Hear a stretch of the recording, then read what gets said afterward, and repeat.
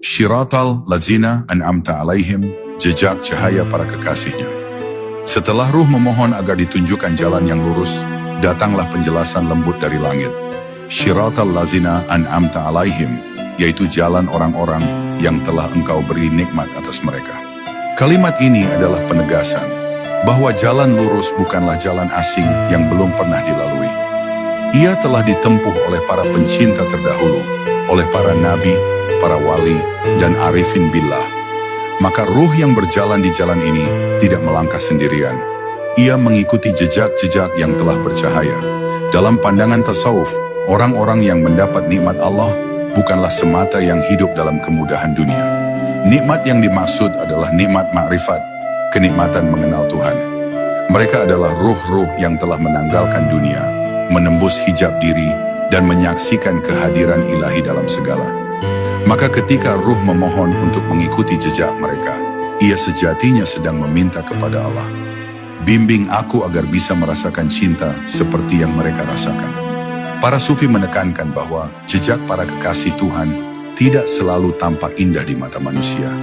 Mereka diuji, dihina, bahkan disakiti. Tapi ruh mereka tetap bersinar, karena mereka tidak berjalan demi dunia. Cahaya mereka bukan berasal dari pujian manusia, tapi dari keikhlasan total kepada Allah. Maka ruh yang menapaki syirat ini harus siap untuk sabar, untuk diam dikala difitnah, dan untuk terus mencintai meski tak dimengerti. Karena begitulah jalan para nabi dan wali, sunyi namun penuh makna. Dalam kehidupan batin, mengikuti syirat orang-orang yang mendapat nikmat berarti meneladani adab mereka. Bukan hanya dalam ibadah, tapi juga dalam akhlak, kelembutan, keikhlasan, dan kesantunan. Ruh yang ingin berjalan bersama mereka harus melembutkan hati, menahan lidah, dan menjadikan zikir sebagai napasnya. Ia tidak merasa lebih baik dari siapapun, karena ia tahu bahwa kemuliaan bukan terletak pada lahir, tapi pada rahasia antara ruh dan Tuhan. Para wali mengajarkan bahwa nikmat sejati bukan pada banyaknya amal, tapi pada keistiqomahan di atas cinta. Bahkan jika langkah kaki goyah, selama ruh terus merintih dan berharap, ia masih berada dalam syirat yang benar. Karena Allah menilai hati yang bergantung, bukan tubuh yang kuat. Maka ruh yang berjalan dalam syirat para pecinta tidak pernah merasa cukup. Ia selalu merasa kecil, selalu ingin diperbaiki, selalu ingin didekatkan. Dan justru dalam perasaan rendah itulah, cahaya mulai menyapa.